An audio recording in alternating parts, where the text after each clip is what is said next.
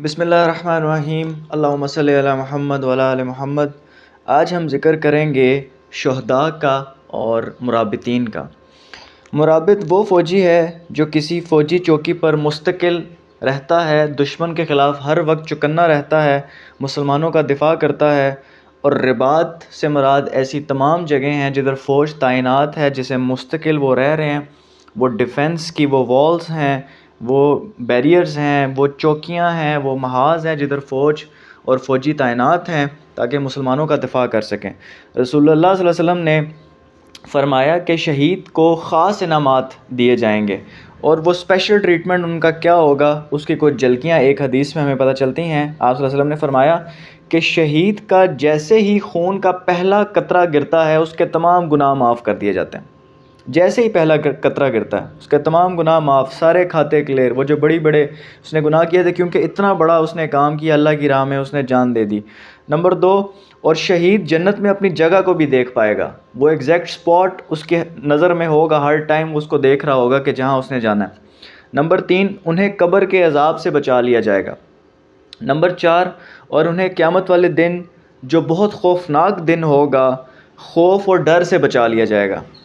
اچھا، اس دن خوف اس لیے بھی ہوگا کہ وہ جو بندے جنہوں نے گناہ کیے ہوں گے ان کے گناہ ساری دنیا کے سامنے ایکسپوز ہو جائیں گے، تو اور انہیں حساب کتاب کا ڈر ہوگا کہ میں نے اتنے گناہ کیے ہیں، نہ جانے میرے ساتھ کیا بنے گا۔ وہ حالات و واقعات اتنا ہوں گے، ان کو جسٹس سامنے نظر آتا ہوا نظر آ رہا ہوگا۔ لیکن شہید سکون میں ہوگا کیونکہ اس کے سارے گناہ پہلے ہی معاف کر دیے جائیں گے۔ نمبر 5، اللہ شہید کو عزت کا ایک ایسا تاج پہنائیں گے، عزت کا تاج اس کو پہنایا جائے گا جو ساری دنیا میں جو بنی نو انسان جن وہاں ہوں گے ممتاز ہوگا کہ یہ شہید ہے، اس کا سر پہ تاج ہوگا، اور اس تاج کا ایک موتی یا ایک نگ اس دنیا سے اور اس دنیا میں جو کچھ ہے اس سے بہتر ہوگا۔ یہ اتنا قیمتی اور اتنا عزت والا وہ تاج ہوگا۔ اور پھر رسول اللہ صلی اللہ علیہ وسلم فرماتے ہیں کہ شہید کی 72 حوروں سے جنت میں شادی ہوگی، اور 7واں کیا اس کے لیے انعام ہوگا کہ شہید کو 70 رشتہ داروں کی شفاعت عطا کی جائے گی۔ کہ شفاعت کے بارے میں ہم آگے ڈیٹیل میں پڑھیں گے کہ شفاعت یہ سفارش ہوگی، ان لوگوں کو کچھ سزائیں ملیں گی، لیکن یہ درمیان میں اللہ تعالیٰ کہ ہاں سفارش کریں گے، شفاعت کریں گے، یا اللہ پاک انہیں بچا دیں، تو اللہ تعالیٰ ان کی جو شفاعت ہے وہ قبول کریں گے۔ کب کریں گے، کیسے کریں گے، یہ اللہ تعالیٰ کی ذات کو پتہ ہے، لیکن اسے 70 رشتہ داروں کی شفاعت عطا کی جائے گی۔ اچھا، شہادت بہت بڑی نعمت ہے، اسے یہ مت سمجھیں کہ یہ ہر بندے کے نصیب میں ہے۔ اللہ تعالیٰ فرماتے ہیں کہ اللہ تم میں سے چنتا ہے شہید کو، اللہ تعالیٰ شارٹ لسٹ کرتا ہے، یہ ہر بندے کو نہیں مل سکتی۔ اور مرابط کے بارے میں آپ صلی اللہ علیہ وسلم فرماتے ہیں کہ وہ مرابط جو کسی فوجی چوکی کی حفاظت کرتا ہے، اس کی ایک دن کی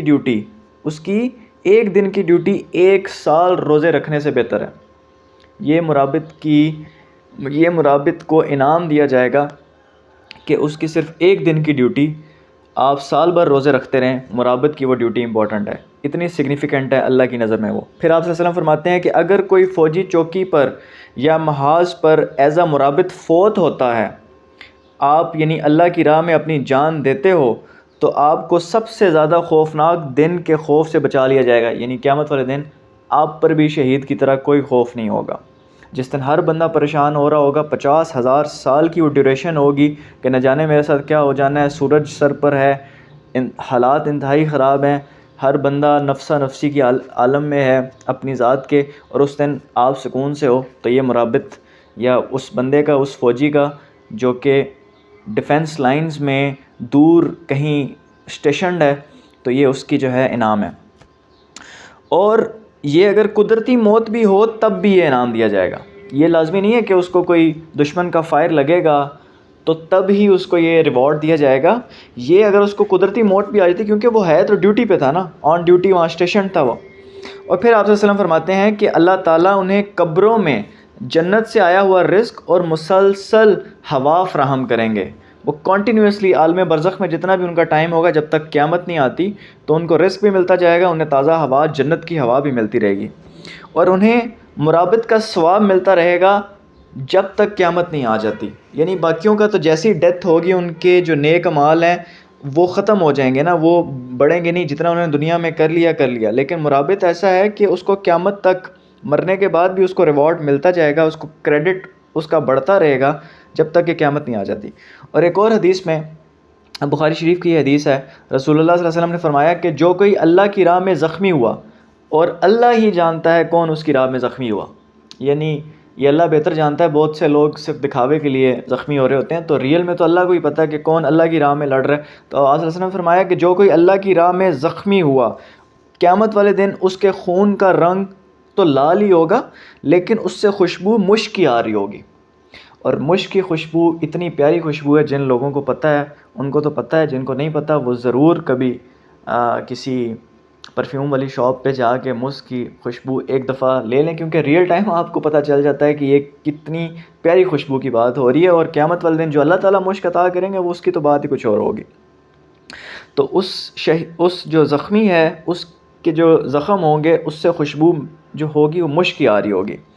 اور آپ صلی اللہ علیہ وسلم نے، ترمذی اور داؤد کی حدیث ہے، آپ صلی اللہ علیہ وسلم نے فرمایا کہ اگر کوئی صرف اتنا وقت اللہ کی راہ میں لڑے، صرف اتنا وقت کہ جتنا وقت اونٹنی سے دودھ نکالنے میں لگتا ہے، تو اس کے لیے جنت کی ضمانت ہے۔ یعنی اونٹنی سے دودھ نکالتے ہوئے کتنا ٹائم لگتا ہے؟ چند منٹ ہی لگتے ہوں گے۔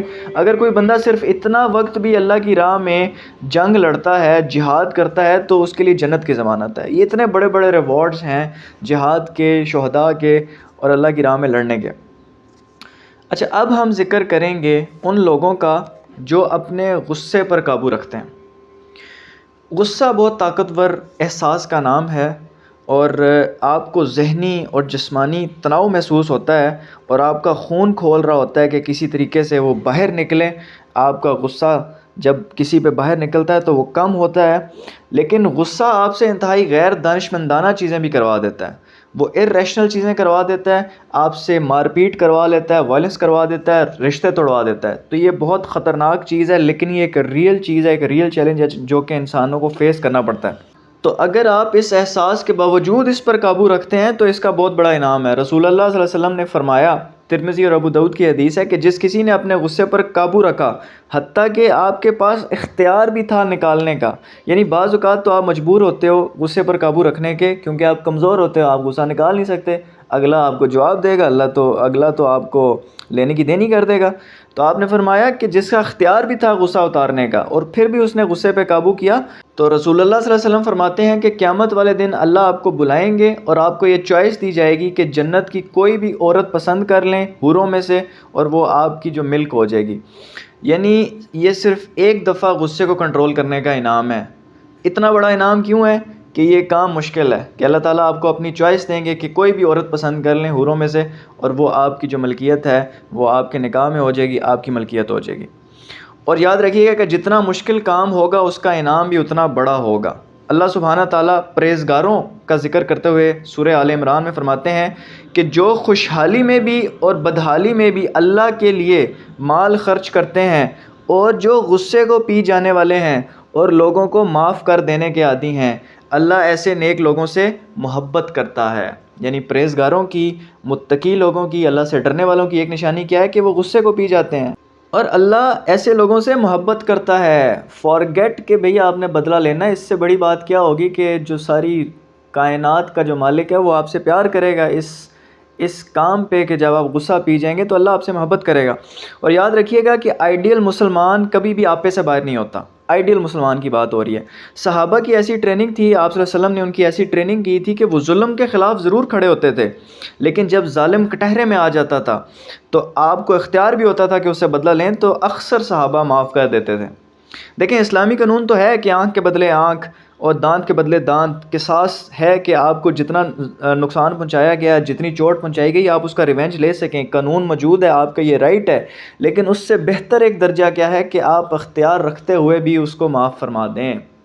یہ بہتر ایک درجہ ہے۔ اور اب ہم ذکر کرتے ہیں مؤذنین کا، جو کہ اذان دینے والوں کے کیا انعامات ہیں۔ رسول اللہ صلی اللہ علیہ وسلم نے فرمایا، مسلم شریف کی حدیث ہے، کہ جو لوگ اذان دیتے ہیں قیامت والے دن ان کی سب سے اونچی گردنیں ہوں گی۔ یہ اس لیے ہوگا تاکہ سب لوگ انہیں دیکھ سکیں کہ یہ لوگ ہیں جو دنیا میں اذانیں دیا کرتے تھے۔ ایک اور حدیث میں آپ صلی اللہ علیہ وسلم نے فرمایا، ایک بدو صحابی تھے، وہ آپ صلی اللہ علیہ وسلم کی خدمت میں پیش ہوئے، بخاری شریف کی حدیث ہے۔ بدو صحابی وہ جن کو یہ بھیڑ بکریاں چروایا کرتے تھے، جو صحراؤں میں رہا کرتے تھے، جو کہ شہروں سے دور تھے، اتنے سویلائزڈ نہیں تھے.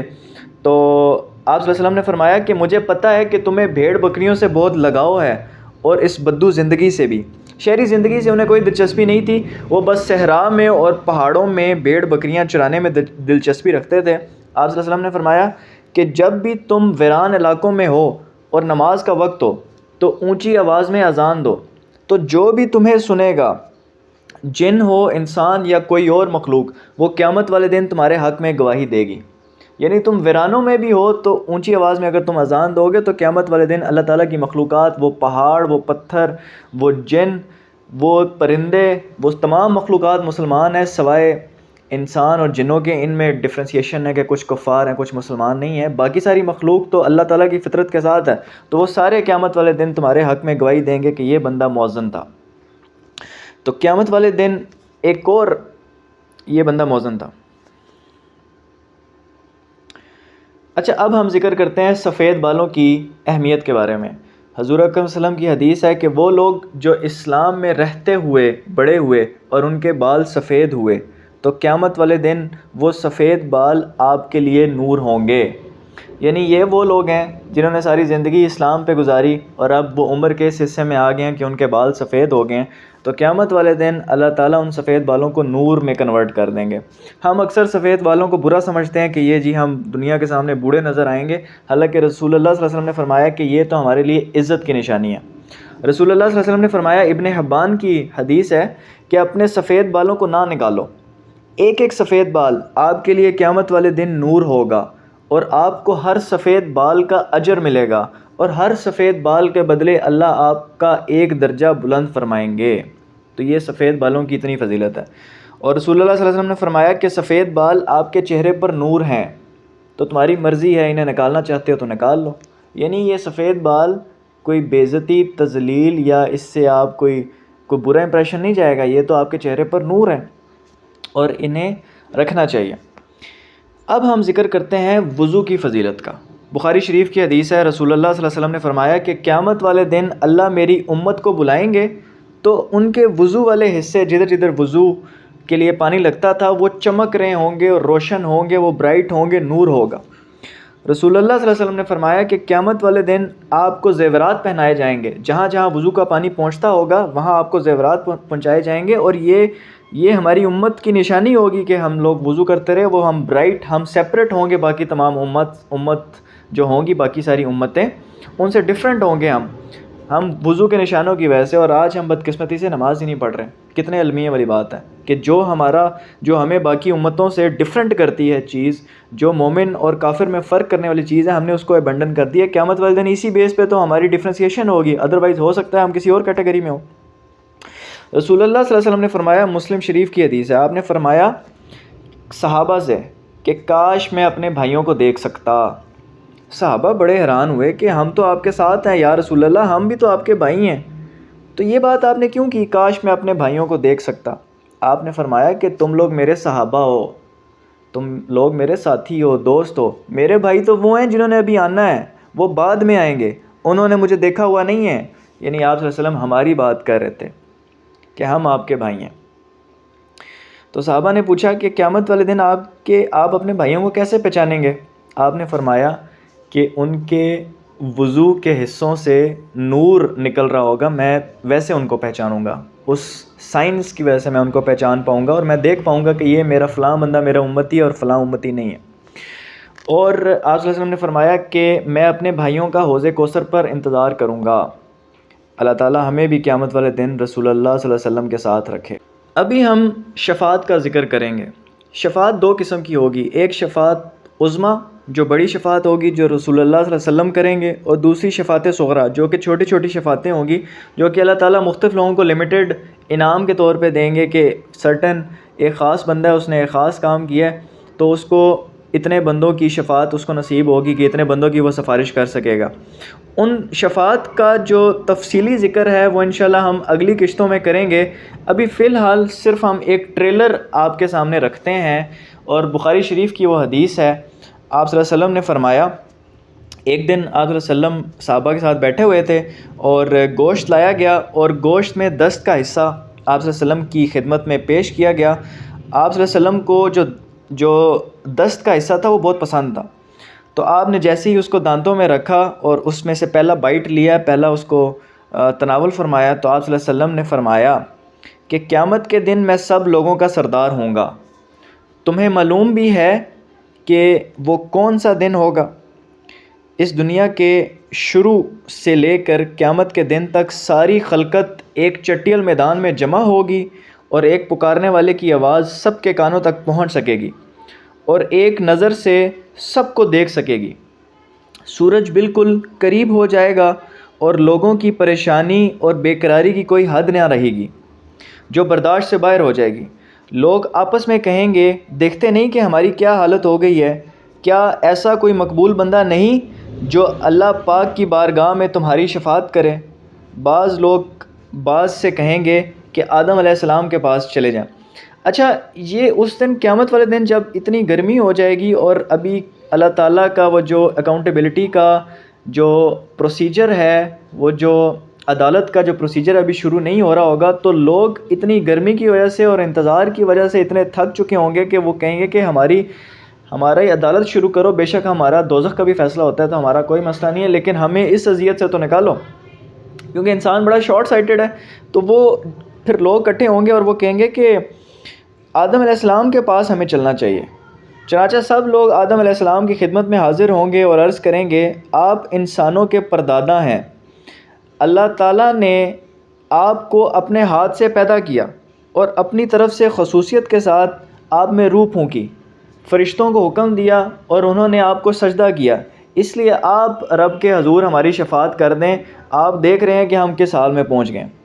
حضرت آدم سے وہ جو ہے نا سب سے پہلے جائیں گے، ان سے شفاعت کا کہیں گے کہ آپ تو ہیں، وہ تو آپ سب سے پہلے کریشن ہے اللہ تعالیٰ کی، تو آپ جو ہماری شفاعت کریں۔ حضرت آدم علیہ السلام کہیں گے کہ میرا رب آج انتہائی غضبناک ہے، اس سے پہلے اتنا غضبناک وہ کبھی نہیں تھا اور آج کے بعد بھی اتنا غضبناک نہیں ہوگا۔